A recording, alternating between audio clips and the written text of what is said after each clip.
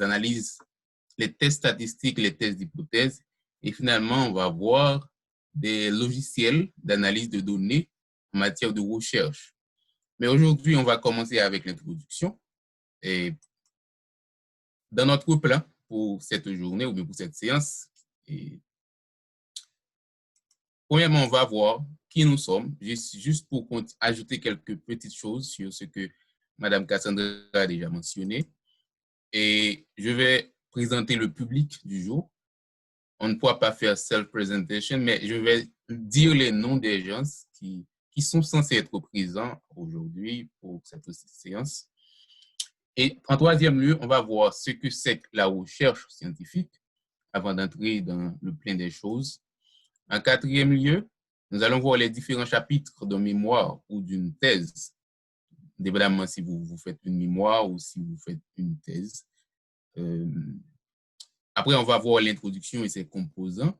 Et finalement, on va faire un petit coup d'œil sur la revue de littérature. Donc, c'est ça, disons, le menu pour aujourd'hui. Et nous allons commencer avec la présentation. Qui nous sommes? Qui nous sommes? C'est pratiquement simple. Quand je parle de nous, à ce niveau, c'est moi. Donc, moi, je suis Val Saint-Rival. Je suis Val Saint-Rival, je suis gonaïvien. Je ne sais pas s'il y a des gens qui soient des gonaïves ou je ne sais pas. Moi, je suis des gonaïves. J'ai fait mes études universitaires à la faculté d'agronomie et de médecine vétérinaire de l'Université d'État d'Haïti pour une licence. Et maintenant, je conduis des recherches de maîtrise à l'Université d'agriculture de Tokyo avec une spécialisation en International Biobusiness Management. Et en termes, je suis votre intervenant pour aujourd'hui. Et je vois qu'il y a Deliska qui est contente. Est-ce que c'est une autre blague que tu entends ou c'est ce que je raconte? OK, voici le public d'aujourd'hui, les personnes qui étaient censées être là. Et je vais citer les noms. Et si vous êtes là dans les commentaires, tu peux envoyer un signe pour dire que tu es là.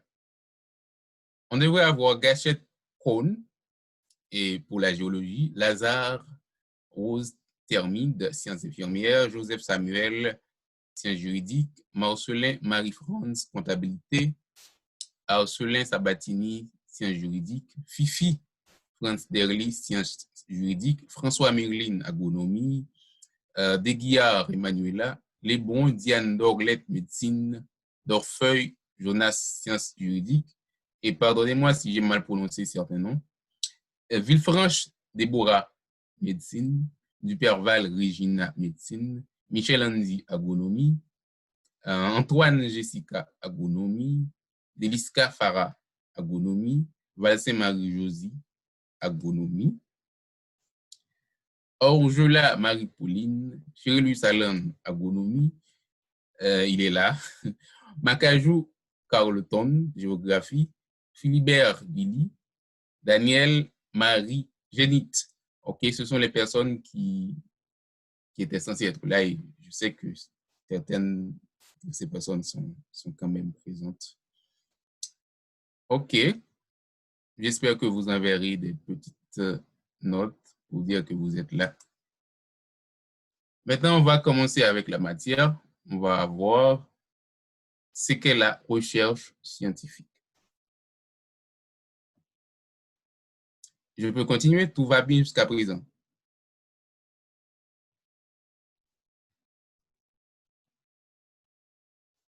Quelqu'un peut dire oui? Est-ce que tout va bien jusqu'à présent? Je crois qu'il y a Jonas qui a dit que le son ne passe pas trop bien. J'aimerais savoir si tout le monde nous écoute bien, nous reçoit bien. Tout va bien?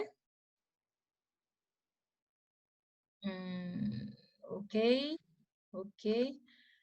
Alors, pour pouvoir arranger ça, sinon, on ne va pas pouvoir continuer. OK, il y a Déborah qui a dit que oui, ça va. Le son, on nous écoute très bien, non? OK, merci. Et Jonas? Ça va maintenant?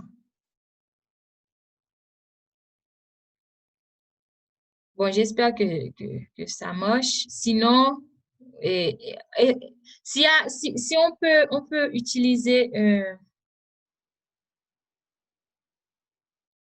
les audiphones, cela pourrait nous aider.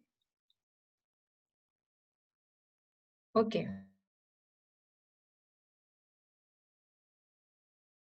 Pour la majorité des personnes, ça marche, donc je peux continuer.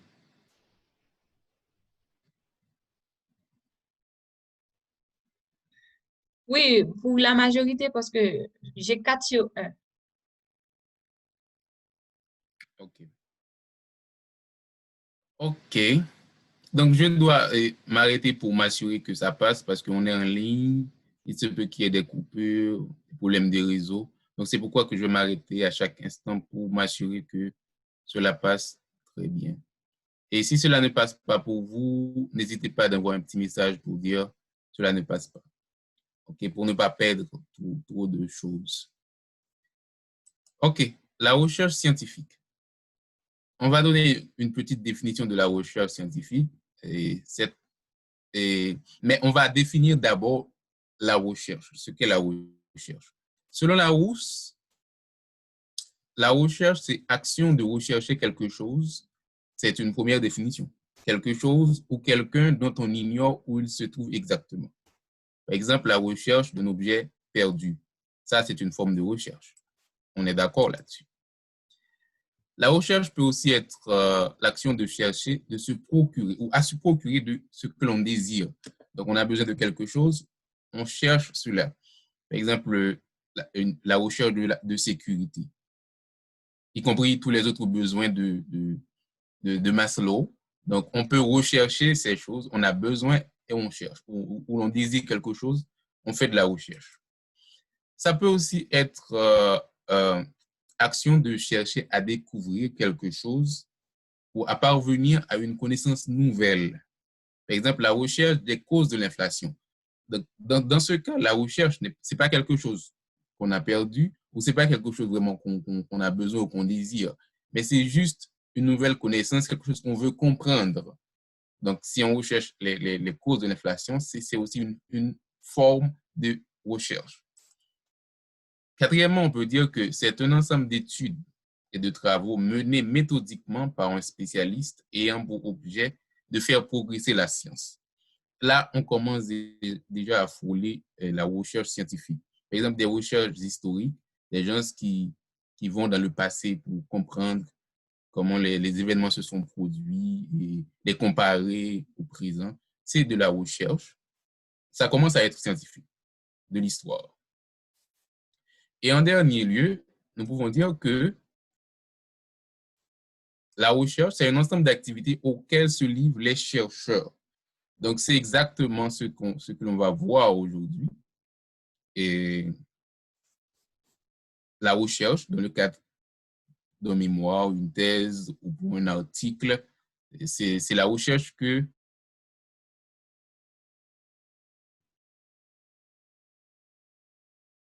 c'est ce qui nous concerne directement aujourd'hui. Okay? Et dans ce cas, on a souvent besoin de l'argent. C'est pourquoi on parle d'un budget pour la recherche. Il y a certains étudiants qui n'ont pas fait leur mémoire, c'est par faute de financement. Ça existe aussi. Donc, on a besoin de l'argent pour faire de la recherche. Ça coûte beaucoup. Maintenant, on vient de voir ce qu'est la recherche. Maintenant, c'est quoi la science? Toujours selon Larousse, la science, c'est un ensemble cohérent de connaissances relatives à certaines catégories de faits, d'objets ou de phénomènes obéissant à des lois et ou vérifiés par des méthodes expérimentales. C'est important de mettre l'accent sur méthodes expérimentales. Donc, pour que ce soit de la science, il faut que ce soit vérifiable. Et il faut que cette vérification doit pouvoir se faire de manière expérimentale. Donc, à l'aide de méthodes liées à la science, des choses qui sont reconnues par la communauté scientifique. Donc, on ne fait pas de la science comme on le veut, mais il existe des choses préétablies qu'on doit suivre pour faire de la science. Il existe deux catégories de sciences. Ça, on le sait. Il y a la science naturelle, par exemple la physique, que beaucoup de personnes aiment, la chimie, la biologie. Et il y a les sciences sociales, comme par exemple la psychologie, l'économie, qui sont beaucoup plus liées à la société. En termes de classification, on peut dire qu'il existe les sciences de base, par exemple les mathématiques, la physique, c'est à la base de beaucoup d'autres sciences. C'est pourquoi on les appelle les sciences de base. Et il y a les sciences appliquées, comme par exemple la médecine, l'agronomie, etc. Donc, c'est des sciences appliquées. Donc, ces sciences-là utilisent les sciences de base pour se développer. Donc, c'est des sciences appliquées à un domaine spécifique. La méthode scientifique. C'est quoi la méthode scientifique? J'ai essayé de parler de ça tout à l'heure. La méthode scientifique se réfère à un ensemble de techniques standards nécessaires à la construction de nouvelles connaissances comme la façon de faire des observations adéquates, l'interprétation des résultats, ainsi que leur généralisation. Donc, la méthode scientifique est comme je l'ai dit tantôt, donc, quand on observe les faits ou quand on fait des interprétations ou quand on essaie de les généraliser, donc on doit faire cela selon un certain standard et ce standard est déjà établi par une communauté scientifique. C'est pourquoi, avant même de faire un mémoire ou une thèse, on donne un cours spécialisé qui s'appelle la méthodologie de la recherche. Donc, il y a une façon de faire ça. Il y a une méthodologie qu'on doit appliquer pour le faire. OK? Donc, c'est ça la méthode scientifique. C'est la méthode. La méthode. Comment faire. Le comment faire de la science. OK. On continue avec la recherche scientifique. Il y a deux niveaux de recherche scientifique. Deux niveaux. Ça peut être empirique, ça peut être théorique. Empirique, c'est quand la connaissance se base sur des observations, des choses qu'on a vécues, des jours, des mois, des semaines, des années. On finit par comprendre, par connaître. Mais il n'y a pas une théorie qu'on a appris pour ces genres de choses. Là, c'est au niveau empirique. Mais pour la partie théorique, là, il y a des théories généralement établies. Donc, généralement, on apprend ces choses à l'école, dans des livres. Donc, on est d'accord, il y a des publications. OK? Donc, ça, c'est de la recherche et scientifique qui est au niveau théorique. Donc, il y a des théories, comme des théories de la biologie, des théories de mathématiques. Donc, ça, c'est de la recherche scientifique au niveau théorique. La recherche peut prendre deux formes. Ça peut être inductive, ça peut être déductive. Inductive, déductive. C'est inductive, c'est quand, par exemple, on a un petit cas, un cas particulier, un cas qu'on comprend dans une zone, dans un pays, et on essaie de généraliser cela. Donc, comme on le dit très souvent en termes simples, on parle du particulier au général. OK? Mais la recherche déductive, c'est quand, par exemple, il y a quelque chose qui est déjà établi de façon générale. Maintenant, tu prends cette généralité et tu vas l'appliquer dans un cas particulier. C'est généralement ce qu'on fait quand on fait des mémoires. Il y a une théorie, soit de Marx, une théorie économique, et maintenant on va essayer d'appliquer cette théorie dans une petite zone en Haïti. On fait un cas d'étude, on dit cas d'étude de la commune des Gonaïves, cas d'étude de la commune des Cailles, cas d'étude de Port-au-Prince. Donc, ça, c'est un cas particulier. Mais on va étudier ce cas à travers une théorie générale. Donc, on part du général au particulier. Ça, c'est la forme déductive de la recherche. OK. Et on peut dire aussi qu'il y a trois types de recherche scientifique. Ça peut être exploratoire, ça peut être descriptive, ça peut être explicative. La recherche exploratoire, ça ressemble un tout petit peu au niveau empirique qu'on a parlé. Quand on fait une recherche exploratoire, généralement, on n'a pas des données déjà établies. C'est comme quoi il n'y a pas d'autres chercheurs qui ont travaillé dans ce domaine avant.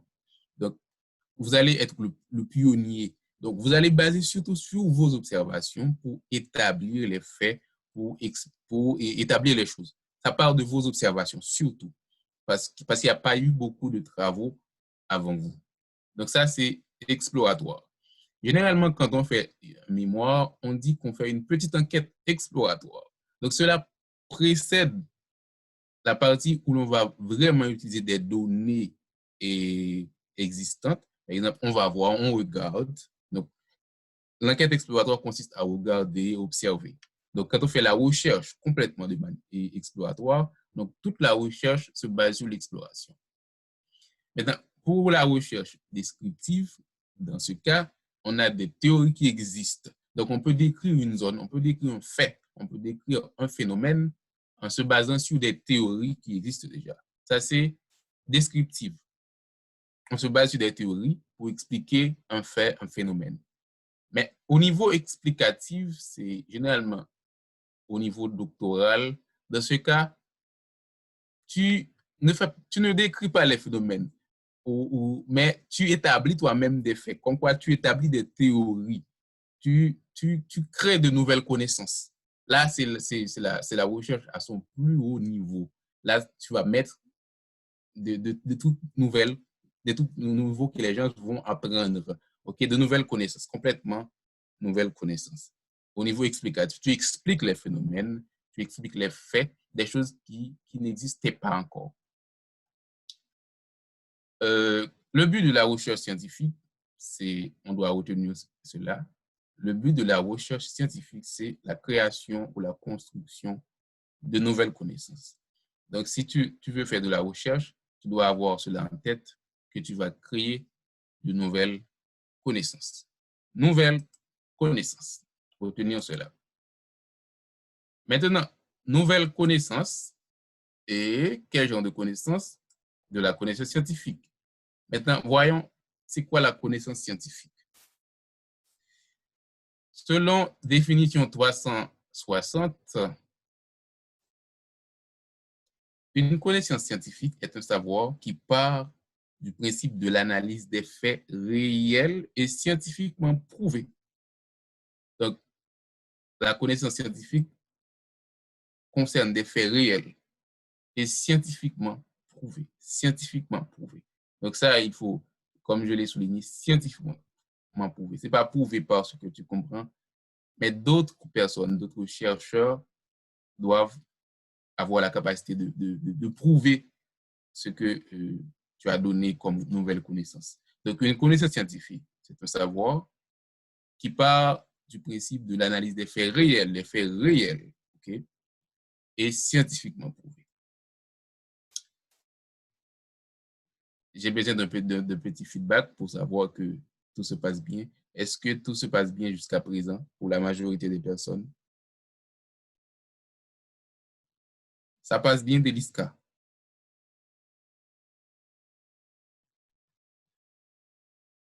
Si ça passe bien, fais comme ça. Hein? Deliska. Si ça passe bien, fais comme ça. Si ça passe pas bien, fais comme ça.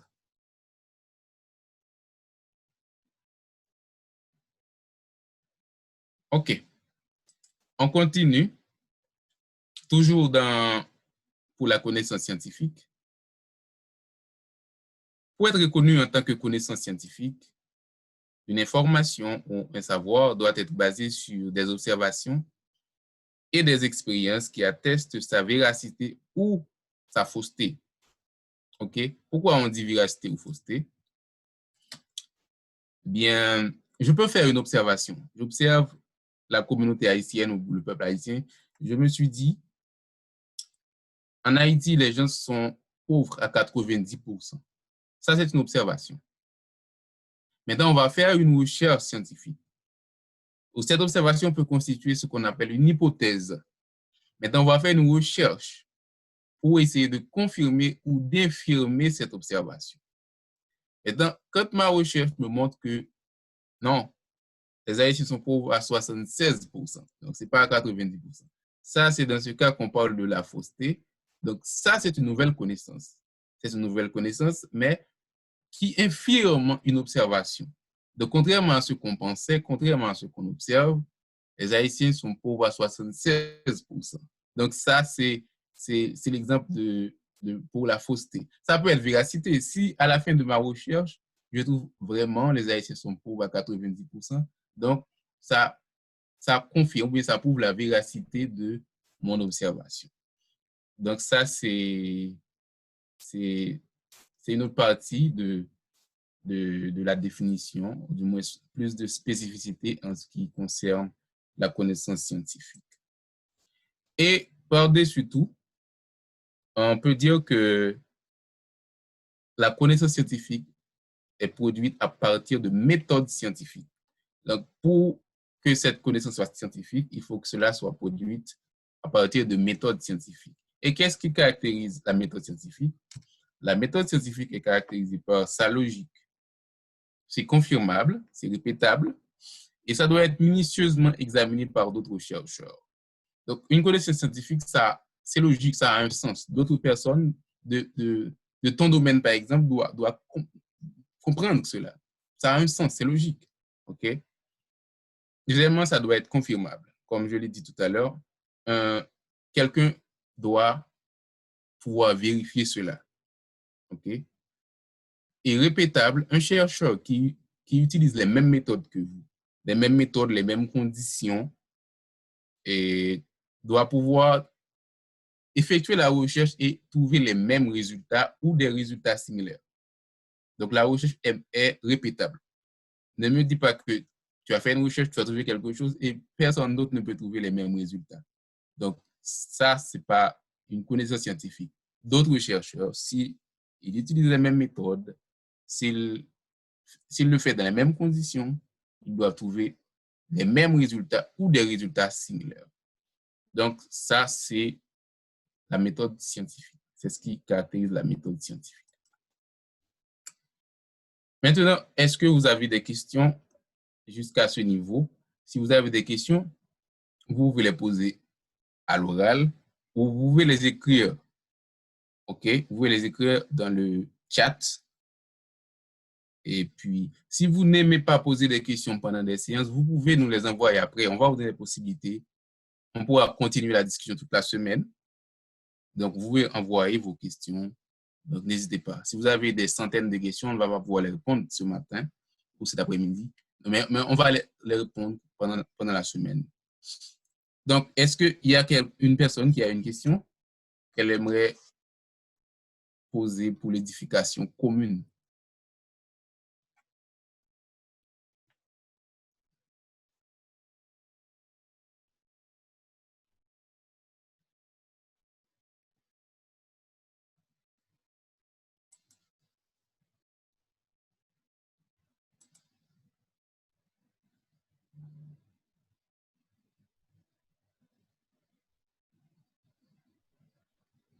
Madame Cassandra, est-ce qu'il y a des personnes qui ont envoyé des questions dans le chat?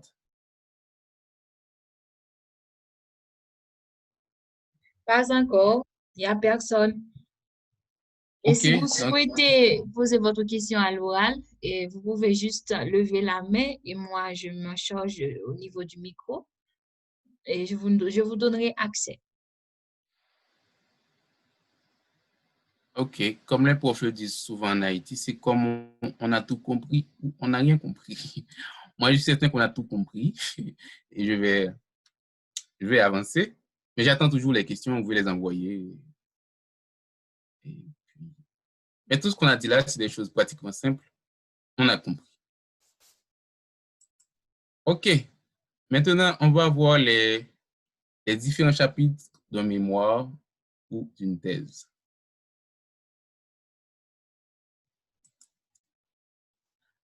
Avant ça, c'est important de savoir ce qu'est un mémoire. Vous le savez, mais on va juste mettre un peu de français pour dire ce qu'est un mémoire.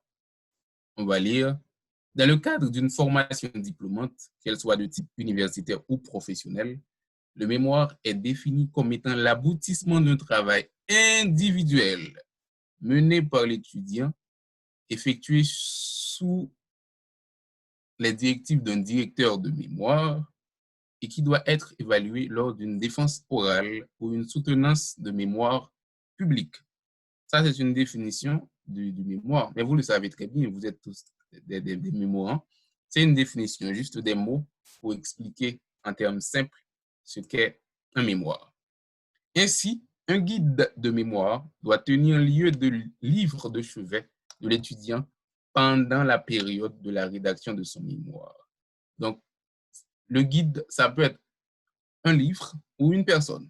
Donc, vous avez besoin de guide pour faire votre mémoire parce qu'il y a une façon de faire. On n'écrit pas n'importe comment. Il y a une façon de faire, comme je l'ai dit, il y a une méthodologie, il y a une méthode. Donc, il faut que vous ayez un guide, soit un livre ou une personne, ou des personnes aussi. OK. Voilà. Maintenant, pour les différents chapitres de mémoire, il y a deux structures que nous allons présenter, deux structures de base. Il y a la structure traditionnelle et il y a la structure dite IMRAD. Et j'ai mis mémoire, thèse ou article. Donc, ces structures sont valides pour le mémoire, la thèse ou un article scientifique. OK, pour la structure, pour la forme traditionnelle, généralement dans le mémoire, on a l'introduction, on a la revue de littérature, on a la méthodologie et on a les résultats et les discussions. OK? Donc, je dis que c'est la base, c'est la structure de base. On peut ajouter autre chose, il peut y avoir des annexes et autre chose. Mais la base, si on va évaluer sur cette base. Introduction, revue de littérature, méthodologie, résultats et discussions. Toutefois, à l'intérieur de chaque étape, il y a beaucoup d'autres composants. Okay? Maintenant, la deuxième forme, c'est le format dit IMRAD. C'est la même chose. Toutefois, généralement, pour les articles scientifiques, généralement, on ne mentionne pas la revue de littérature. La revue de littérature en fait partie, mais on ne mentionne pas. On peut trouver ça en quelque sorte dans l'introduction. Mais on ne mentionne pas de revue de littérature dans les articles scientifiques. Donc, la structure dite IMRAD, c'est rien de compliqué. L'IMRAD, ce n'est pas un mot, ce n'est pas un gros mot. C'est juste les premières lettres des différents mots qu'on a eu là. I pour introduction, M pour méthodologie, R, résultat, et c'est and discussion, OK? And, c'est result and discussion. Résultat et discussion. Donc, c'est rien de compliqué, c'est juste les premières lettres. Quand on dit IMRAD, ça sonne, mais ça, c'est rien du tout. OK. Maintenant, essayons de voir les composants de l'introduction. Qu'est-ce qui compose l'introduction? Parce que quand on a dit introduction, ce n'est pas généralement les choses de 3 lignes qu'on fait ou un paragraphe. Non, l'introduction, ça peut être une dizaine de pages. Donc, il y a plein de choses là-dedans. On va voir les composants de l'introduction. La première chose qu'on peut trouver dans l'introduction, c'est contexte de l'étude. Contexte de l'étude.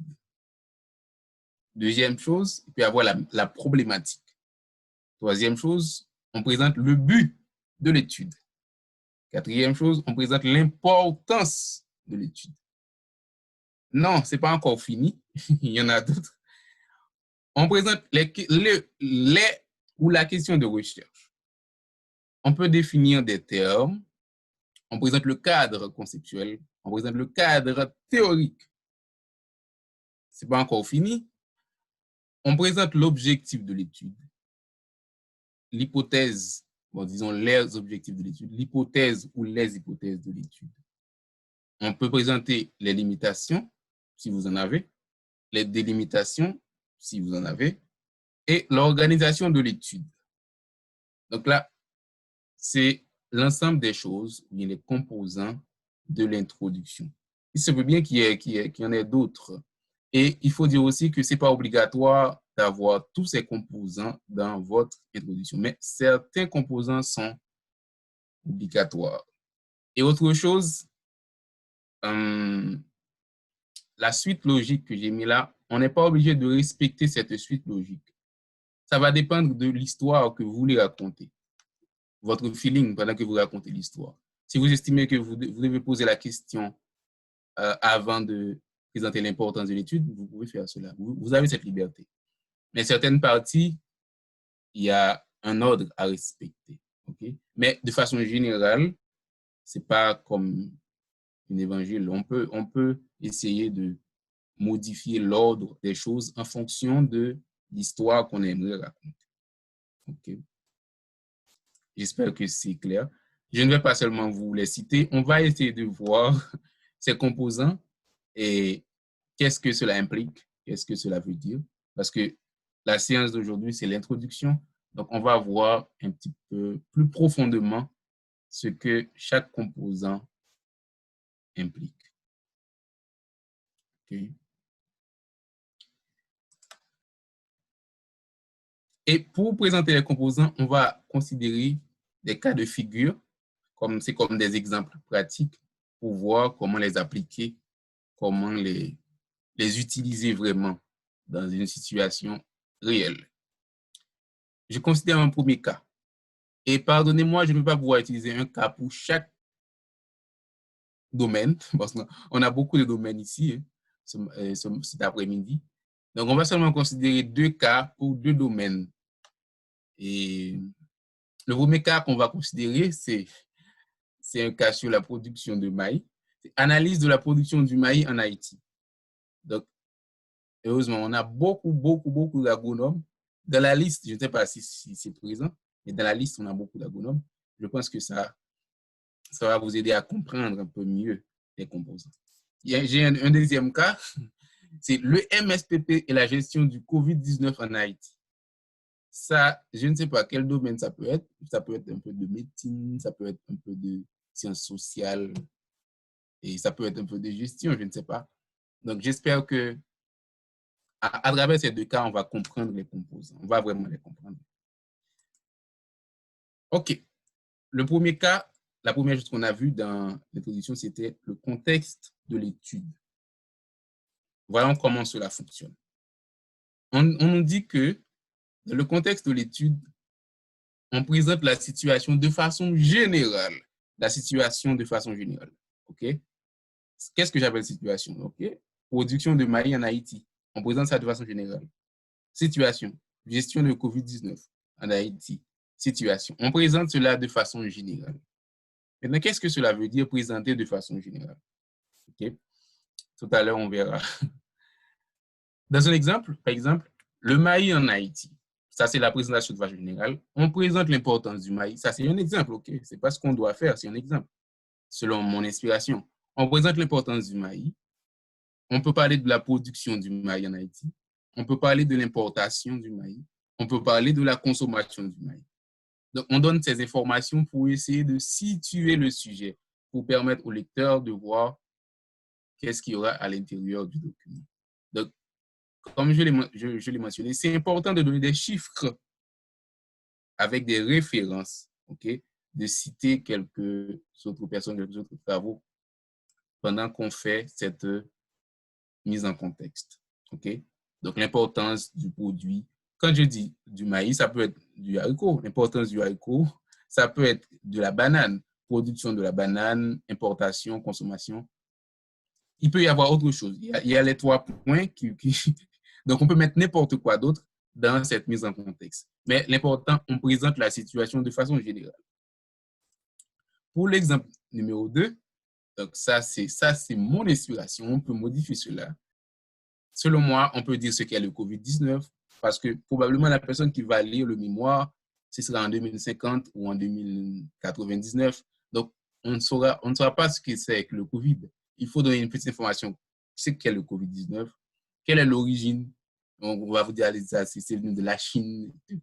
Maintenant, on peut aussi parler du système de santé en Haïti. Vous dites des bonnes choses, des mauvaises choses aussi. Donc, les actions du MSPP, donc, vous devez trouver ces informations, vous mentionnez des choses. Et il y a autre chose qu'on peut dire. Donc, il y a autre chose. Donc, vous essayez de présenter de façon générale le COVID-19, la zone que vous allez décrire, et puis, comme ça, la personne qui va lire aura une idée, voir où vous voulez en venir. OK. Maintenant, pour la problématique. La problématique, comme on voit que cela est lié au problème. Donc, on ne fait pas une étude sans un problème. Il faut qu'il y ait un problème. Quand on dit il faut qu'il y ait un problème, c'est pas quelque chose qui ne va pas. Le problème, c'est quoi le problème? Le problème, c'est l'écart qui existe entre ce que l'on sait et ce que l'on aimerait savoir. Ou on peut dire c'est l'écart entre la situation actuelle et une situation souhaitée. Donc, c'est ça un problème. Il se peut bien qu'il y ait un problème, ok? Quelque chose qu'on voit qui ne va pas. Mais c'est possible que le problème ne soit pas comme de la faim, une maladie, mais c'est quelque chose, on aimerait faire avancer la science, on aimerait inventer quelque chose, on aimerait prendre une décision. Donc, ça, c'est un problème. On a une situation qu'on souhaite, donc il y a un écart entre la situation actuelle et la situation souhaitée. Donc, on appelle ça problème. Problème scientifique. Ce n'est pas mot de tête, ce n'est pas problème de rageur. Donc, c'est un problème scientifique. Et on peut aussi se baser sur des observations et des études antérieures. Certaines fois, dans des études, quand la personne ou l'écrivain ou le chercheur fait la conclusion, le chercheur ouvre la porte à d'autres études, montre qu'est-ce qui devrait être fait après cela. Donc, à travers la conclusion d'une étude, on peut trouver un nouveau sujet. Okay? Donc, ça constitue déjà un problème, quelque chose qu'on va mettre en plus. Donc, celui-là, il est arrivé jusqu'à ce point. Il a dit que cela serait mieux qu'on fasse. Donc, toi, tu continues sur l'épaule de cette personne pour faire avancer la science. Donc, vous pouvez observer des choses, vous voyez. Aussi, vous pouvez lire et à travers les études antérieures, vous pouvez trouver de nouveaux sujets, de nouveaux problèmes à aborder. En gros, c'est ça la problématique. En gros, essayons de voir un cas pratique de contexte. Un cas pratique de contexte, je l'ai dit, ce cas pratique concerne la production de maïs en Haïti. Je vais lire. Le maïs est l'une des filières agricoles les plus importantes en Haïti et qui concerne la majorité des producteurs haïtiens. Je cite quelqu'un. En Haïti, le maïs est produit dans toutes les aires agroécologiques et selon les statistiques de la FAO, il occupait la superficie cultivée la plus importante en 2008. Je cite quelqu'un. Il est cultivé dans les 10 départements dont le plus grand bassin de production est actuellement le sud, périmètre irrigué de la plaine des Cayes. Selon une étude menée par la Coordination nationale de sécurité alimentaire, Haïti est quasi autosuffisant en maïs. Je cite quelqu'un. Cependant, le pays importe des milliers de tonnes de maïs moulu par an en provenance des États-Unis d'Amérique sous les labels Alberto et de Gourmet. Petit point. On peut aller jusqu'à une page. OK? Donc, c'est 3 pages à une page de mise en contexte. On est libre. Mais ce que l'on doit retenir, c'est qu'on parle de façon générale de la situation. Donc, la personne voit, je mets l'accent sur le maïs. OK, sur le maïs. Je donne des informations sur le maïs. Et tout à l'heure, je vais passer à la problématique pour dire, voilà le problème. OK? Donc, c'est ça. C'est ça. C'est ce qu'on fait à ce niveau. Et après la mise en contexte, les gens vont dire, OK, j'ai lu, j'ai compris. Et maintenant, c'est quoi le problème? Quel est le problème? Qu'est-ce qui ne va pas? Là, voilà, on va présenter le problème à résoudre après cette partie de mise en contexte. On va dire ce qui ne va pas. Ou on va dire la situation souhaitée après la mise en contexte. OK. J'espère que ça passe et que c'est clair et qu'on a compris la mise en contexte. On peut faire une mise en contexte pour son domaine. Chaque personne peut faire une mise en contexte pour son domaine ou bien pour son sujet de mémoire ou de thèse. Le but de l'étude. Le but de l'étude. Le but de l'étude, c'est ce que l'étude vise. Généralement, on commence pour dire cette étude vise telle ou telle ou telle ou telle chose. Ou on peut dire, à travers cette étude, nous aimerions tant. Et il y a d'autres phrases plus jolies qu'on peut utiliser pour présenter le but de l'étude. Donc, le but de l'étude, c'est différent de l'objectif de la recherche. OK? Donc, tout à l'heure, on va voir les objectifs. Donc, le but de l'étude, c'est quand on aura terminé l'étude, le but qu'on va atteindre quand on aura terminé l'étude de manière globale. Mais à l'intérieur de la recherche, on peut avoir des objectifs qui servent de guide. OK? C'est comme un escalier. On a des objectifs spécifiques qui nous amènent à un objectif général. Maintenant, tout proche de l'objectif général, quand c'est atteint, ça nous conduit au but de l'étude. Mais c'est différent. Il y a une différence entre le but de l'étude et objectif même général. L'importance de l'étude. On ne fait pas une étude qui n'est pas importante. C'est pourquoi il est important de préciser l'importance de l'étude à travers l'introduction. On dit pourquoi notre étude est importante, pourquoi on le fait. Donc, à qui ça va servir? Finalement, on peut dire les résultats de cette étude serviront à ou permettront. Donc, c'est ainsi qu'on peut justifier l'importance. Donc, on trouvera. Vous connaissez vos études, vous allez dire mon étude ou les résultats de mon étude serviront à ou permettront. OK?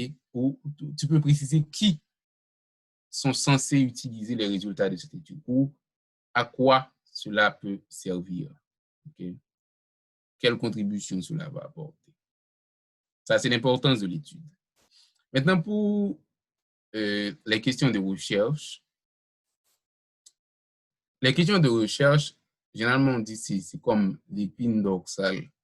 Donc, c'est des questions que vous posez dès le départ et que vous devez répondre. Vous devez pouvoir répondre à ces questions à travers le document, le travail final. On peut commencer une question comme ça. Peut-on telle ou telle ou telle ou telle chose? On va voir des exemples, ne vous inquiétez pas. Quelle stratégie peut-on utiliser pour tout dépend du sujet. C'est pourquoi je n'ai pas continué, les sujets sont différents.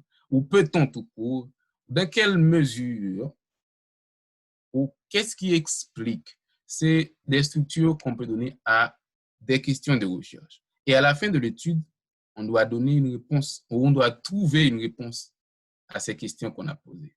Okay? Donc, la question ou les questions de recherche sont liées au problème scientifique. C'est à partir du problème que découlent les questions.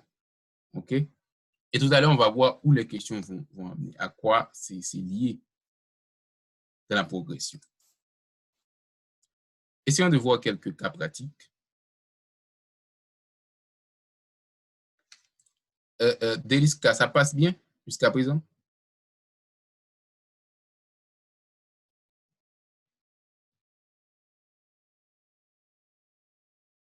Ça passe bien? OK.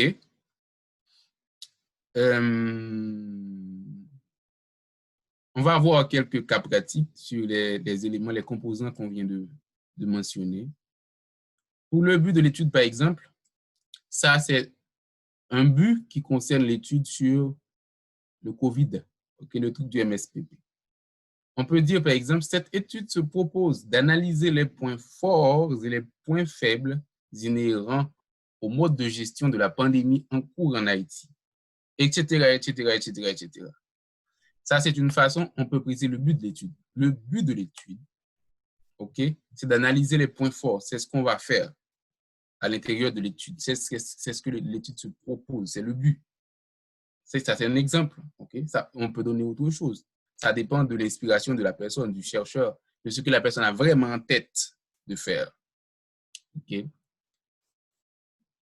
Maintenant, pour ce qui a trait à l'importance de l'étude, toujours concernant le MSPP, on peut dire les résultats de cette étude apporteront aux décideurs des indices clairs qui pourront être utilisés dans le cadre de l'élaboration de plans d'intervention qui s'avèreront être très efficaces, petit point, petit point, petit point, petit point, etc.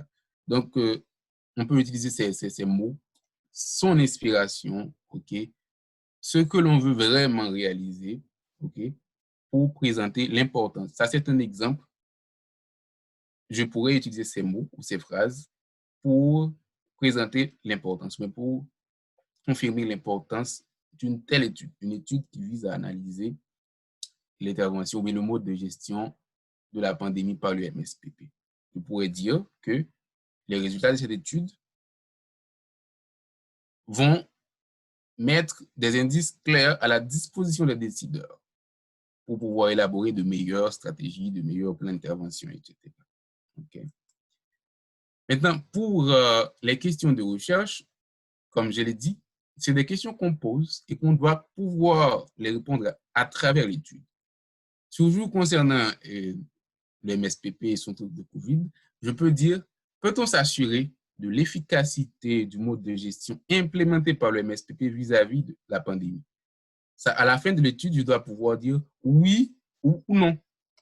Donc, ça, c'est une question de recherche. Donc, tout ce que je vais faire à travers la recherche ou bien le travail, c'est pour pouvoir répondre à cette question.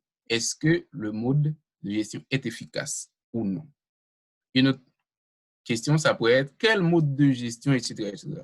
Donc, dans ce cas, ce serait comme dans l'idée de proposer un mode de gestion. Donc, après avoir constaté que le mode actuel n'est pas efficace, on pourrait dire, voilà quel mode de gestion qui apporterait plus d'efficacité ou qui donnerait plus de résultats. On peut proposer un mode de gestion. Tout comme ça peut être efficace, mais on propose quelques améliorations. Okay? Donc, ça, c'est des exemples de questions de recherche. Ça peut être autre chose. Ça dépend de la personne qui écrit, de son inspiration pendant la journée. OK, on continue.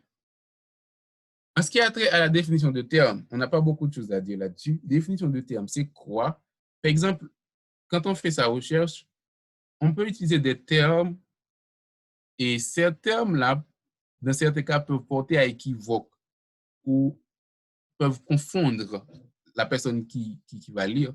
Tout dépend de son domaine. Par exemple, il y a des termes qui varient en fonction du domaine.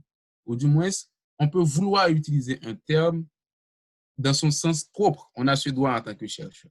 C'est pourquoi on définit ce terme dans le cadre de la recherche. On peut dire, dans le cadre de cette recherche ou de cette étude, voilà ce que tel ou tel terme veut dire. Par exemple, si on considère l'expression gestion efficace, ça n'a pas vraiment un sens propre, dépendamment du domaine. Le gestionnaire, la gestion efficace peut vouloir dire une chose pour lui. L'agronome ou le médecin ou l'avocat ou je ne sais pas. La gestion efficace, ça peut varier. C'est pourquoi on peut considérer un terme comme ça et pourvu que ça fait partie du sujet, je peux dire la gestion efficace, ou nous définissons la gestion efficace comme étant, ou on peut choisir une définition de quelqu'un. C'est pas obligé que tu dois formuler ta propre définition. On peut choisir la définition de quelqu'un. Cette définition est conforme à notre recherche ou à notre travail. Donc, on choisit une définition. Donc, on peut le faire pour plusieurs termes. Si on a plusieurs termes à définir, on les définit pour ne pas avoir à répondre à des questions bizarres. Parce que tout dépend de la personne qui fait partie du jury. On peut te poser des questions bizarres parce qu'on peut dire non, ça veut dire autre chose. Mais si vous avez défini dans le travail ce que cela veut dire pour le travail, donc on n'a pas à répondre à des questions bizarres de la part du jury. Donc, mais ça, ce n'est pas obligatoire. On peut ne pas avoir de terme à définir. Maintenant, dans le cadre conceptuel, qu'est-ce que cela implique? Il s'agit d'une reformulation du problème selon le jargon du domaine d'étude. Reformulation du problème selon le jargon du domaine d'étude.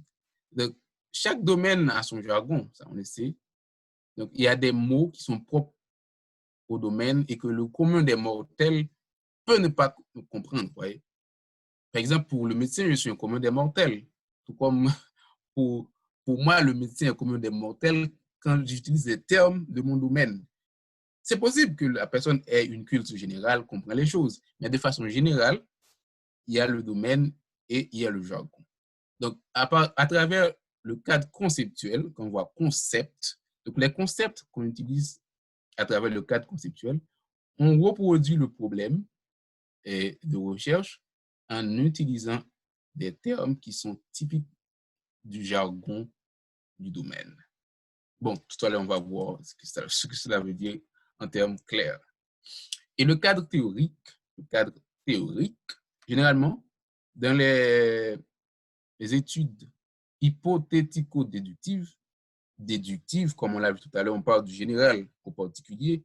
Donc, on parle d'une théorie qui existe déjà et on va vérifier un cas particulier. Donc, dans ces cas, généralement, il y a une théorie ou des théories qui peuvent servir de référence à la recherche. Donc, si ça existe vraiment, si c'est des théories qui peuvent servir de référence à votre recherche, on doit mentionner cette théorie. Ce n'est pas seulement les citer ou les copier, mais il faut aussi montrer le lien qui existe entre ces théories. Pourquoi choisir cette théorie? Donc, on cite les théories et on établit le lien. Voici comment cela va servir, ou voici le lien entre cette théorie et ma recherche. Le cadre conceptuel sert de lien entre le problème et la théorie. Okay? Mais le cadre conceptuel n'est pas la théorie. Ce n'est pas la théorie. Donc, mais le cadre conceptuel sert de lien entre le problème et la théorie. Okay? Là où les théories, tout dépend de la recherche qu'on conduit. Par exemple, dans les recherches que j'ai proposées, il y a une théorie qu'on appelle théorie de production. On peut utiliser cette théorie. Et il y a, là, on mentionne la théorie et on montre comment ça va servir. Il y a d'autres théories dans d'autres domaines et de biologie. On présente des théories biologiques, des théories de médecine. Donc, si ça existe, s'il y a des théories qui serviront de référence ou de base à la recherche qu'on conduit. Okay? Est-ce que cela passe bien, Déborah?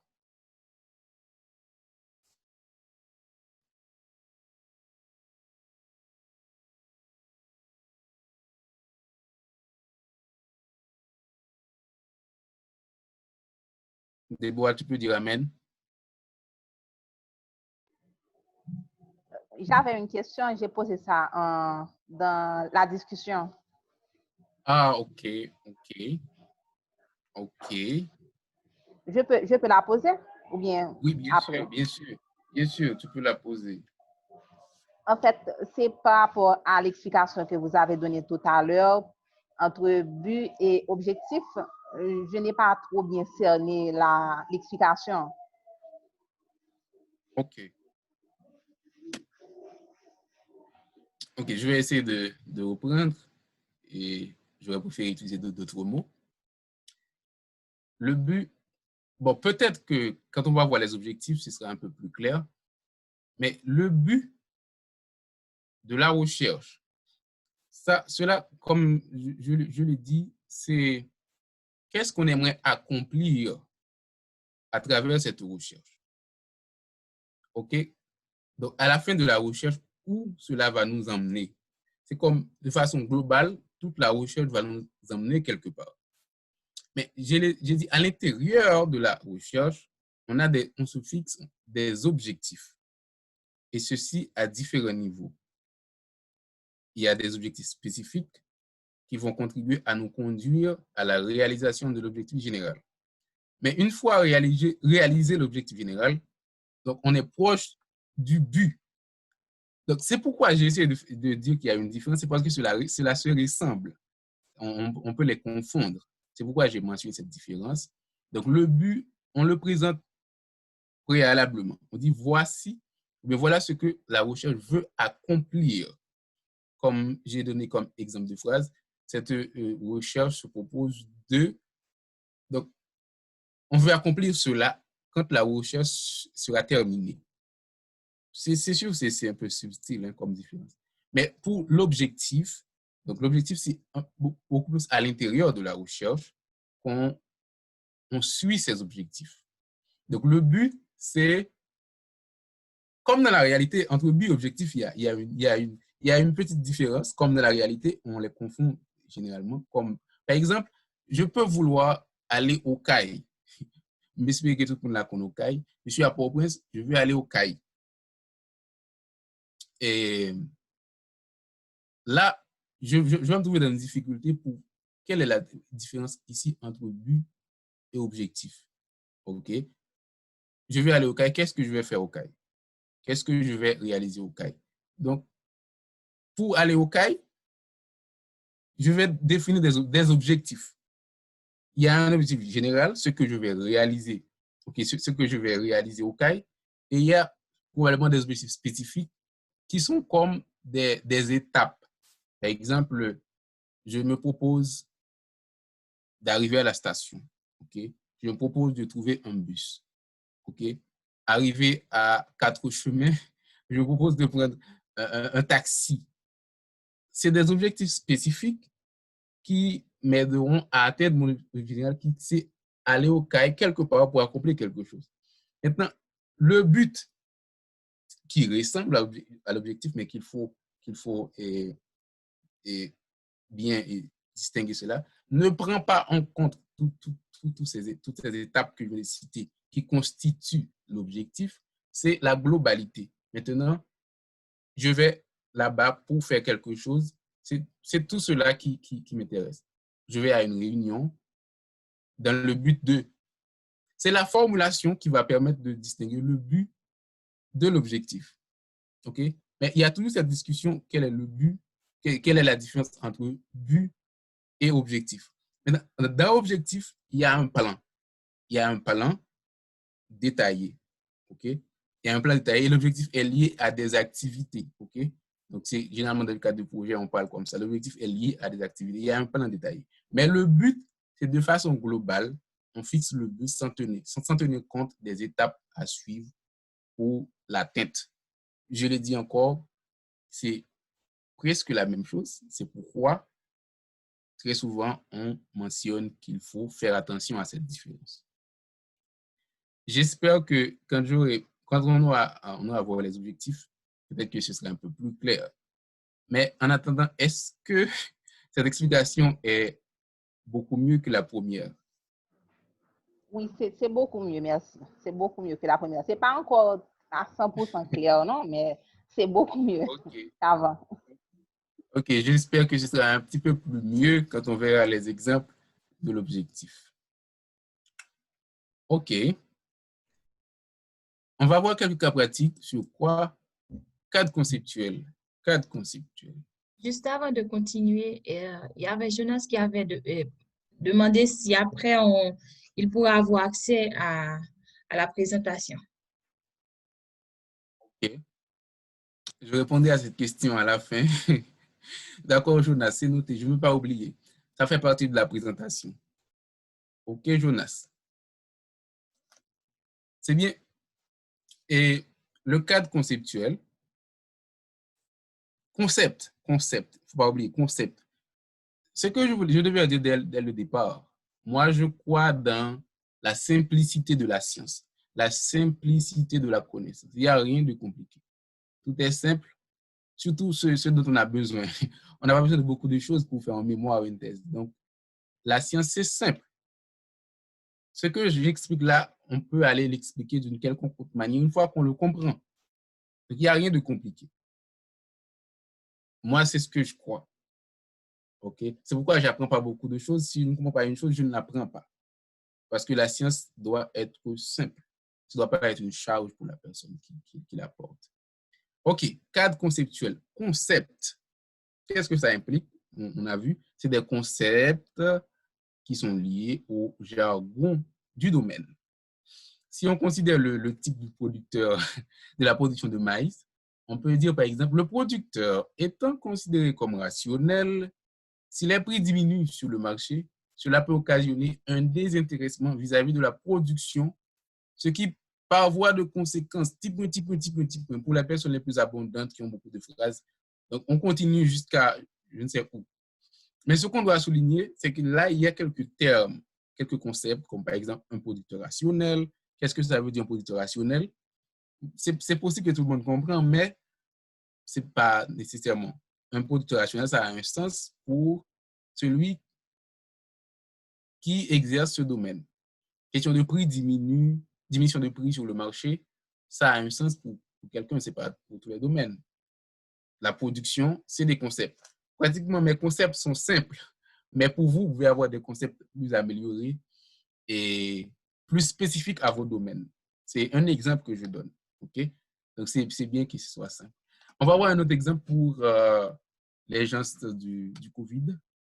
Compte tenu de la faiblesse immunitaire globale de la population haïtienne, qui est due à l'insuffisance alimentaire et nutritionnelle, un manque d'efficacité dans la gestion du risque de contamination peut entraîner etc.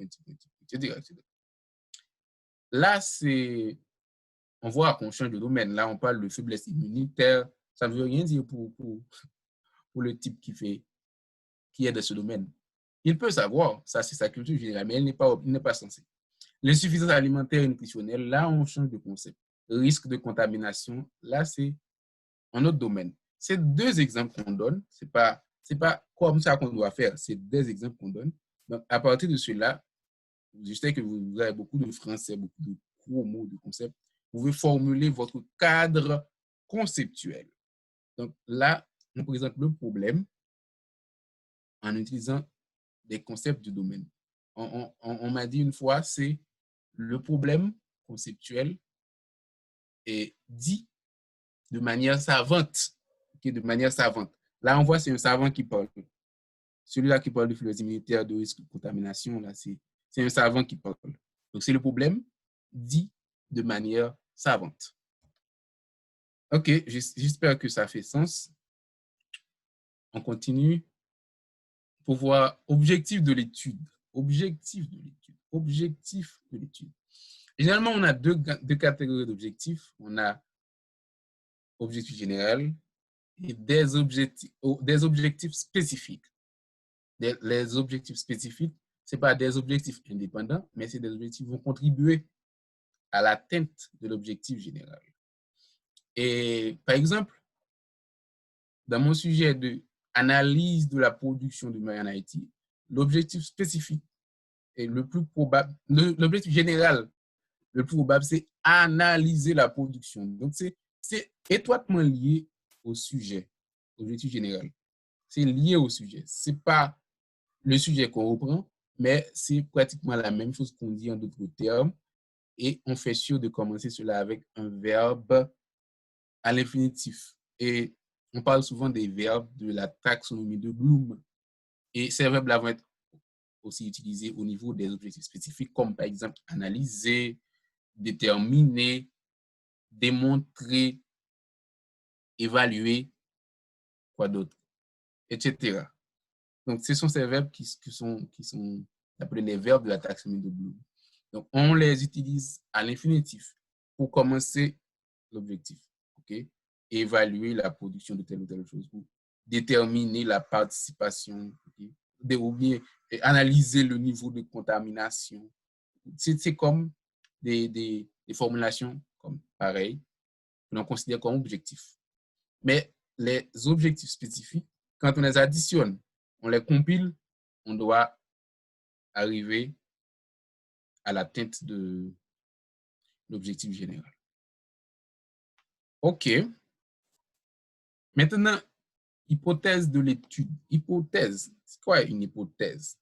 Rien de compliqué, c'est simple. Comme le bonjour. Hypothèse, c'est comme une question. C'est une réponse anticipée à vos questions. Vous avez posé des questions de recherche préalablement. Donc, vous donnez une ou des réponses aux questions que vous avez posées. Ce n'est pas ces réponses qui vont servir comme réponse vraiment. C'est pourquoi on parle de confirmation d'hypothèse. À la fin, on va confirmer ou infirmer. On répond à la question. Donc, vous avez dit, peut-on dire que le mode de gestion est efficace? Donc, comme hypothèse, on peut dire, le mode de gestion n'est pas efficace. C'est rien, tu n'es pas engagé. C'est la recherche qui va confirmer ce que tu dis ou infirmer. Ou tu peux aussi dire, si tu es optimiste, le mode de gestion utilisé par l'MSP est efficace à 30% ou à 80%, c'est possible. Okay? Généralement, quand on donne un chiffre pour l'hypothèse, c'est beaucoup, ça permet la vérification. Okay? On peut dire, le mode de gestion est efficace à 30%. Et après, si on trouve que c'est efficace à 20%, on peut dire, OK, c'est infirmé. OK? Donc, l'hypothèse, on donne une réponse aux questions qu'on a posées. C'est une réponse anticipée. Donc, ce n'est pas la réponse qu'on va retenir. C'est pourquoi on va parler de vérification d'hypothèses, des tests d'hypothèses qui vont confirmer est-ce qu'on a bien observé, est-ce qu'on n'a pas bien observé. Okay? C'est comme une réponse aussi à ces observations. Comme on l'a dit préalablement concernant la question de pauvreté en Haïti, je peux dire les Haïtiens sont pauvres à un certain pourcentage. Ça, c'est une réponse que je donne, okay? Mais que je vais confirmer à travers les données de la recherche. OK, c'est l'hypothèse.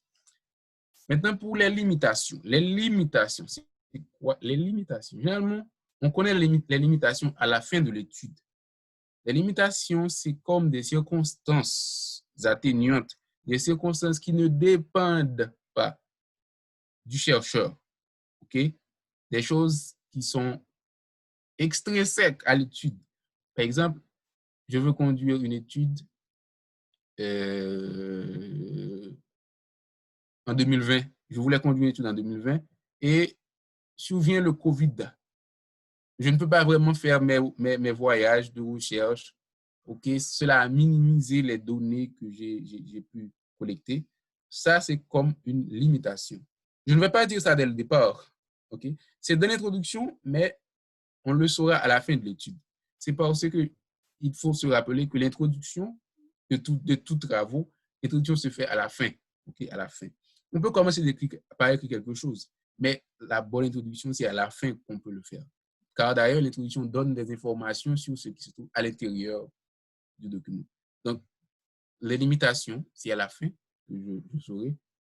À la fin de l'étude, je peux mettre dans mon introduction, je n'ai pas pu faire telle ou telle chose. Je n'ai pas pu prendre en compte tel ou tel facteur dû à telle situation ou telle circonstance. J'ai ce droit. Parce que si tu ne le mets pas, la personne qui va poser des questions, qui va évaluer, il va dire pourquoi tu n'as pas fait ça, pourquoi tu n'as pas fait ça, pourquoi tu aurais dû. Mais si tu mentionnes, je ne l'ai pas fait. Je sais qu'il fallait, mais je ne l'ai pas fait parce que. Donc là, il n'y aura plus de questions. Maintenant, de façon liée aux limitations, il y a la délimitation. Dans la délimitation, dans ce cas, cela dépend du chercheur. Et dès le départ, je peux délimiter ma recherche. Je peux dire que je vais travailler sur une commune, je vais considérer tel aspect du domaine, tel aspect de l'étude. OK? Je vais considérer les revenus, mais je ne vais pas considérer les prix, ou je vais considérer les garçons, je ne vais pas considérer les femmes, ou je vais considérer les femmes, je ne vais pas considérer les garçons. Je délimite ma recherche. Ça, c'est sous le pouvoir du chercheur. Et pourvu que ça dépend du chercheur, dès le départ, le chercheur peut fixer la portée de l'étude. Okay? Ce que l'étude va prendre en compte. Donc, se basant sur les limitations et les délimitations, on sait si on a des questions à poser ou il faut les poser. On ne pose pas des questions en dehors de ce que le chercheur a fait. Je n'ai pas pris cela en compte. Je sais qu'il fallait, mais je ne l'ai pas pris en compte et je l'ai mentionné. Donc, on n'est pas obligé de mettre cela dans son mémoire, mais on peut. Par exemple, moi, j'ai mis les limitations dans mon mémoire, mais la délimitation, je n'ai pas mentionné, mais c'est comme quoi le sujet l'a montré, si ça faisait partie de l'énoncé du sujet. J'ai mis dans ma recherche. Donc, vous pouvez avoir des limitations comme quoi vous n'allez pas en avoir. Okay? Maintenant, l'organisation de l'étude, c'est pratiquement rien du tout. Et on trouve ça très souvent dans les articles scientifiques. C'est quand, à la fin, c'est comme presque apparemment le dernier paragraphe de la conclusion, l'auteur mentionne, étant dans la partie restante, dans le reste du document, voilà ce qu'on va trouver. Donc, on termine l'introduction. Vous mentionnez qu'après cela, on trouvera les revues de littérature.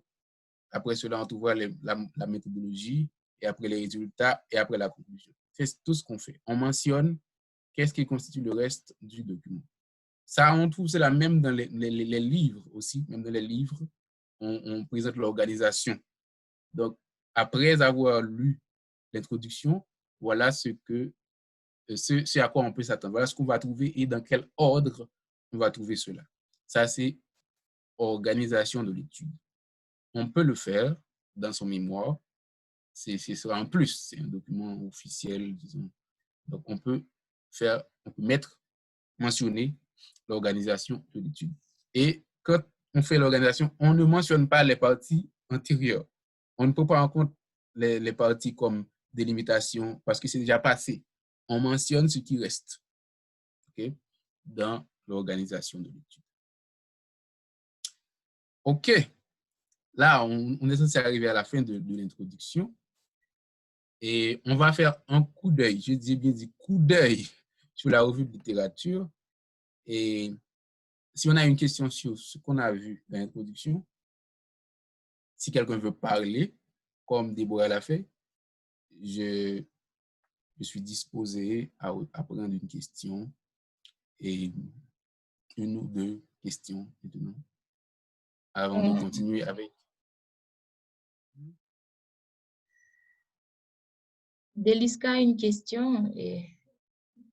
Deliska, et tu peux poser ta question maintenant. En fait, ça concerne l'hypothèse. Je sais que bon, vous aviez dans les composantes, je suis dans les composantes, plus précisément en 10e position. Mais vous aviez dit on peut confirmer ou infirmer. Est-ce que tout au début, on doit infirmer ou confirmer notre hypothèse? Ou est-ce que l'hypothèse ne peut pas aussi se situer en bas? Ou du moins avant de terminer, avant de conclure? Okay. Merci beaucoup, Teliska, pour la question. Et j'espère avoir bien compris la question. Et généralement, l'hypothèse se trouve là où tu le vois. Après l'objectif, on présente l'hypothèse. Mais la confirmation ou l'infirmation de l'hypothèse se fera par l'étude. Okay? C'est l'étude on doit faire l'étude. Car on pose l'hypothèse avant même de commencer l'étude. Maintenant, l'étude va dire est-ce que cette hypothèse est vraie ou fausse. Maintenant, je dis que, par exemple, la gestion du COVID par le MSPP n'est pas efficace. Ça, je le dis, et on ne va pas me tuer pour ça, mais je vais conduire l'étude pour dire est-ce que c'est vrai ou faux. Je peux conduire l'étude pendant 2 mois, 3 mois. Maintenant, à la fin, les résultats de l'étude montrent que la gestion est efficace. Donc, maintenant, les résultats de l'étude infirment mon hypothèse. Et à la fin, on ne va pas me dire que je ne suis pas consistant. C'est comme ça que l'étude se fait. Je vais dire, j'avais comme hypothèse que la gestion n'est pas efficace, mais les résultats montrent que la gestion du MSPP est efficace. Donc, mon hypothèse est infirmée. Et donc, la connaissance, ce qu'on doit retenir, c'est que le mode de gestion par le MSPP est efficace. Donc, l'hypothèse, on le fait dès le départ, mais la confirmation se fait après l'étude. Est-ce que ma réponse a un sens? Ton micro? Ça va? Tu as compris, c'est ça? Oui, ça va maintenant. Et cette confirmation à la fin, c'est de cette partie qu'on écrit résultat. Voilà, c'est dans les résultats qu'on présente la confirmation de l'hypothèse. J'ai une question encore, mais c'est pas une question d'autre. Entre la limitation, ces 2 points, entre la limitation et la délimitation, j'ai pas tout compris. OK. Et oui, généralement, c'est un petit peu compliqué de différencier les limitations et les délimitations. Mais la manière la plus simple de comprendre, c'est que limitation, ça ne dépend pas de toi. Par exemple, c'est un événement qui arrive, une circonstance, une situation qui t'empêche de faire quelque chose dans le cadre de la recherche. Et donc, tu mentionnes, je n'ai pas pu faire cela dû à telle situation. OK? Soit par manque de Ça peut être manque de ressources économiques, mais c'est des limitations. Mais cela ne dépend pas de toi. Et tu ne fais que constater. Tu es conscient de ces limitations. Tu les vois. Cela arrive. Cela survient. OK? Et tu les mentionnes. Tu dis à la fin. Donc, dès le départ, tu ne peux pas voir tes limitations. Donc, on va te dire non, c'est un prétexte. Mais tu les constates à la fin ou à travers l'étude, tu as eu des difficultés. Donc, tu mentionnes, il y a eu des difficultés, des circonstances difficiles. Donc, je n'ai pas pu faire cela. Je n'ai pas pu prendre tel aspect en compte. Ça, c'est limitation. Mais cela ne dépend pas de toi. Mais la délimitation, moi-même en tant que chercheur, je délimite ma recherche. Je dis d'abord, voilà ce que je vais faire. Voilà ce que je vais prendre en compte. Donc, ne me pose pas de questions sur d'autres choses. Voilà ce que je vais faire. Je vais travailler sur Port-au-Prince. Ne me demande pas comment ça se passe au Cap Haïtien. Je ne sais pas. Okay, ma recherche se porte sur Port-au-Prince. C'est délimitation. Et je vais prendre en compte les 10 dernières années. Donc, ne me pose pas de questions sur 1980 ou sur 2030.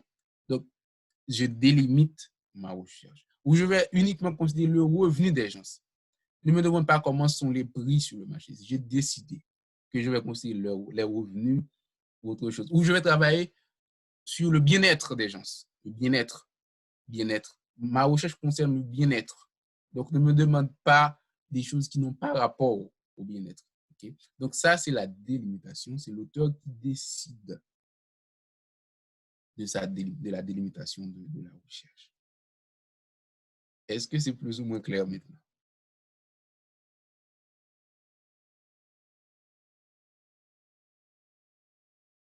Je n'ai pas entendu la MED. Ça va. Okay. Il y a une autre question de personne? J'avais une question concernant l'organisation de l'étude. En fait, ça ressemble un peu à une table des matières. J'ai vu qu'on n'en a pas parlé, comme si avant l'introduction, est-ce qu'on fait une table des matières? Est-ce que l'organisation de l'étude, en quelque sorte, c'est une table des matières? OK. Merci pour la question. C'est une très bonne question. Une très bonne question.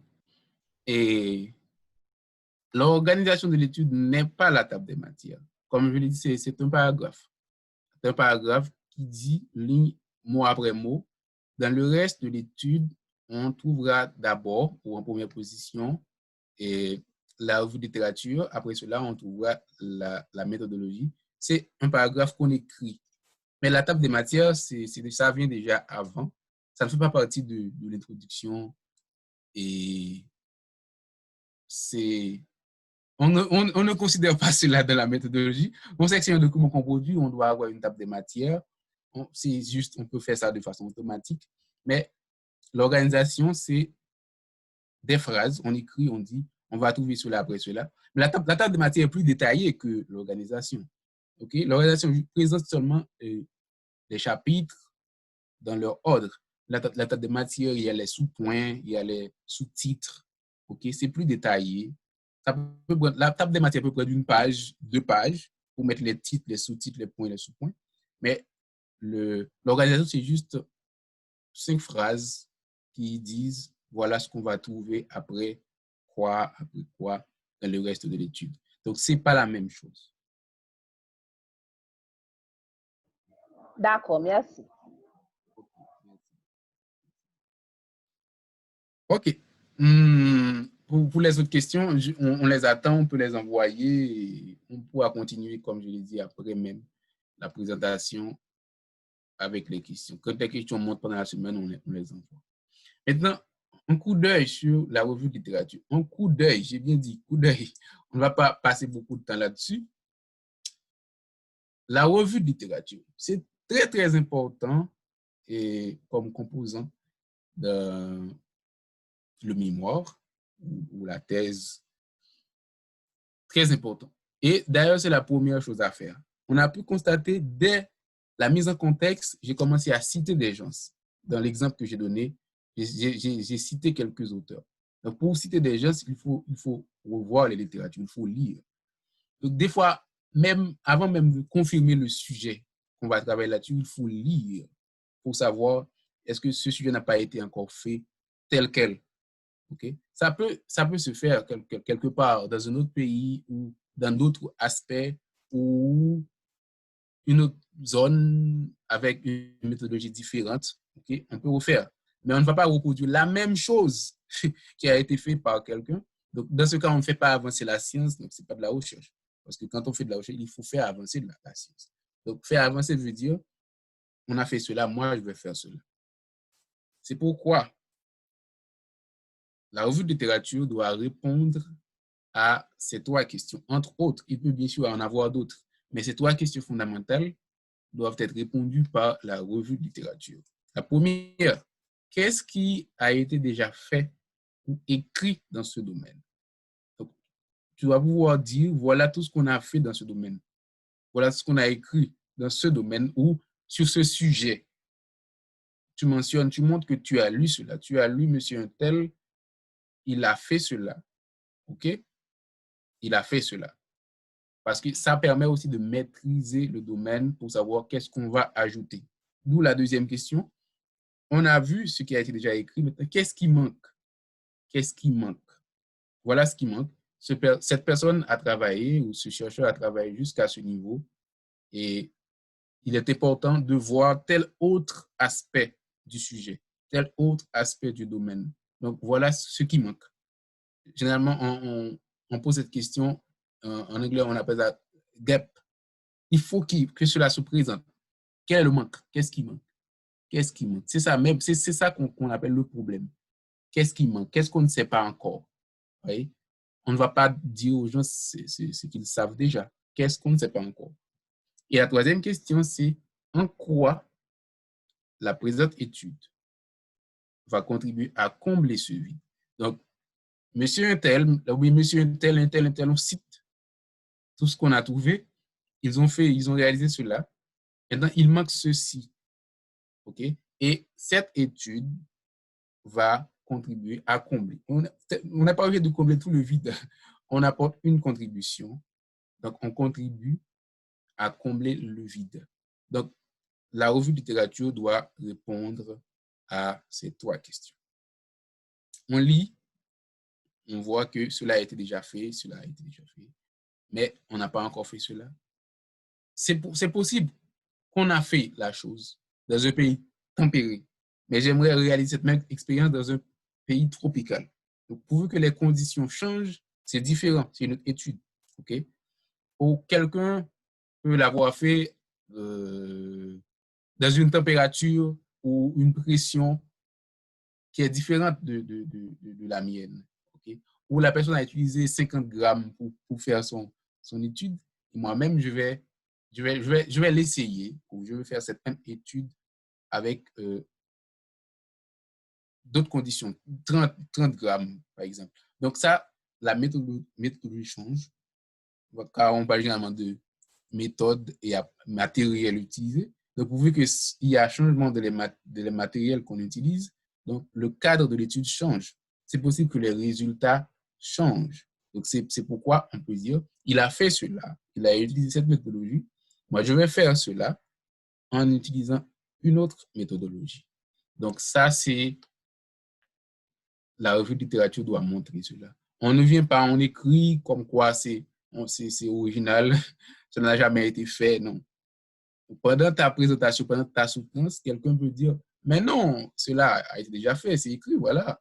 Mais toi, tu n'as pas lu, tu ne sais pas. Donc, il faut lire, on apprend des autres et il faut donner crédit à ces personnes qui ont travaillé avant nous. Il faut dire, monsieur, il a travaillé, il a fait cela. Mais moi, je vais apporter ma contribution, je vais faire cela. Parce qu'après vous, il y a d'autres personnes qui vont dire, OK, madame, un tel ou monsieur un tel a fait cela, moi, je vais faire ceci. Donc, on entre dans une chaîne, on donne du crédit à ceux qui nous ont précédés et ceux qui vont venir après nous vont nous donner du crédit. Donc, c'est le monde des chercheurs, de la recherche. Il y a une façon de faire, il y a une méthode, il y a des choses à respecter. OK.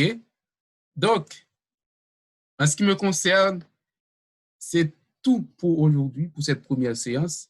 Je vous remercie. Je vous remercie parce que vous avez pris le temps d'assister. Vous avez posé des questions Et comme je l'ai dit, les questions, on les prend encore et encore. Vous pouvez avoir quelque chose qui monte dans la tête, on envoie par mail, on envoie la question et puis on va répondre. Si on peut faire ça dans une discussion, d'autres personnes peuvent profiter des réponses ou bien de la discussion, on fera comme ça. Et comme je l'ai mentionné dans les lignes directrices, je vous enverrai un formulaire après.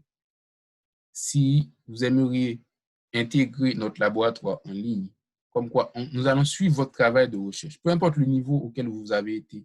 Par exemple, si vous voulez commencer maintenant, vous n'avez pas encore de sujet, bienvenue. Si vous avez fait votre hypothèse ou vous collectez maintenant des données, on peut continuer ensemble, il n'y a pas de problème. Mais j'aimerais que quelques-uns d'entre vous, pas tout le monde, les personnes qui sont intéressées peuvent intégrer notre laboratoire en ligne. On va travailler régulièrement, suivre l'évolution de la recherche. Mais c'est votre travail. On ne va pas faire ça pour vous. On va vous motiver à le faire. On va vous assister et dans ce parcours ou dans cette balade. Merci beaucoup. Merci. Et je peux dire à la prochaine pour les autres séances si vous aurez aussi, si vous aurez le même intérêt à participer. La prochaine fois, ce sera la méthodologie et on aura un autre intervenant pour cette étape. Je vous enverrai le flyer, vous pourrez voir les détails, intervenants et autres. OK, donc je retourne à Madame Cassandra pour la conclusion. Si vous n'avez pas de questions pressantes ou de discussions des choses qu'il faut. OK. Merci beaucoup, Monsieur Rival, pour cette présentation de Grand Calibre. Et c'est une présentation qui, je crois qui sera vraiment utile pour l'auditoire et pour nous tous. Juste avant de clore notre programme, et je ne sais pas si, bon, s'il y a d'autres questions, bon, si toutefois, comme l'a déjà mentionné M. Rival, vous pouvez toujours nous envoyer un email et via ce moyen, on sera toujours en contact. Et puis, on sera aussi toujours présent de manière à vous informer des différents programmes qu'on aura sous peu. Nous vous remercions déjà pour votre intérêt, pour votre participation et surtout pour vos questions. Et KGV Consulting Services et se plaît à vous satisfaire comme tel. Et j'espère que le but a été atteint en ce sens. Sans rien à dire de plus, je vous remercie pour votre présence, le temps que vous nous aviez partagé. Et nous vous disons à la prochaine et à très, très bientôt. Passez une excellente fin d'après-midi. Et pour finir, si vous avez des commentaires très positifs, vous pouvez nous les envoyer par mail aussi. Si vous avez des commentaires négatifs, vous pouvez nous les envoyer aussi par mail. Et pour répondre à la question qui a été posée par Jonas, oui, vous aurez accès aux documents et je vous laisserai savoir comment y accéder, mais vous aurez accès aux documents, disons, la projection que j'ai faite. Bon, OK? c'est tout. Maintenant, je crois qu'il y a Angela qui a levé la main pour dire quelque chose. Je vais lui donner la parole. Bon. Bon, de toute façon, Angela, tu peux dire ce que tu as à dire. Tu as levé la main. Et puis,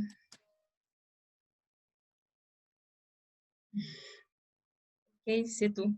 C'est tout. Nous vous remercions beaucoup pour votre participation et votre motivation. OK. Donc, on va clore la réunion maintenant. Je vous dis à la prochaine. Vous aurez des emails et concernant le formulaire ainsi que la prochaine séance. OK. Bye. For now. À très bientôt.